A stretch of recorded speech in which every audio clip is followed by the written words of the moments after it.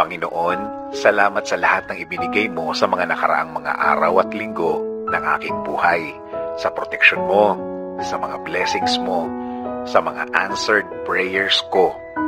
Salamat, salamat Panginoon.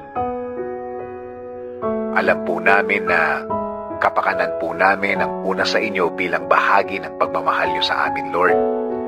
Salamat sa lagi kayong andyan, salamat sa lagi niyong pag-alalay sa amin, lalo na sa mga tulong ninyo sa mga problema namin, Panginoon.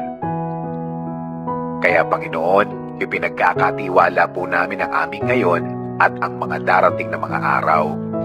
Dahil alam namin, Lord, na kapag sa inyo nagtiwala, walang magiging problema kaming nakikita na darating. Kayo na po ang bahalang magprotekta sa amin. Iiwas niyo po kami, Panginoon, sa mga problemadong sitwasyon at mga problemadong mga tao, Lord.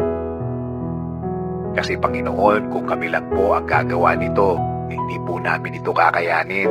Hindi po namin alam kung anong magiging sitwasyon namin kapag napunta na naman kami sa isang problemang hindi na naman namin alam kung saan pupunta. At alam din namin, Panginoon, na itong mga bagay na ito ay nagawa niyo na po sa aming mga buhay. Kaya naniniwala po kami na magagawa niyo ito ulit at diretsyo niyo na kaming poprotektahan. Panginoon, kasama na po ng aming pamilya. Even though we're not together always, every minute, every hour of the day, we know, Lord, that you will also protect them, God. Panginoon, alam po namin na maganda po ang plano ninyo sa aming mga buhay.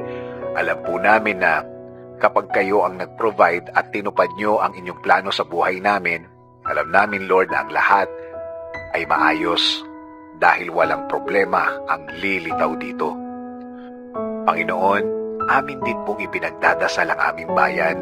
Patuloy nyo po sanang pagalingin ang aming bansa, Lord. Ayusin nyo rin po ang kinabukasan ng aming bayan, Panginoon. Patuloy nyo pong alagaan ang mga Pilipino. Patuloy nyo pong ibigay sa kanila ang magandang plano nyo sa kanilang buhay, na kapag nakaayon sa inyo ang lahat, magiging maayos ang lahat.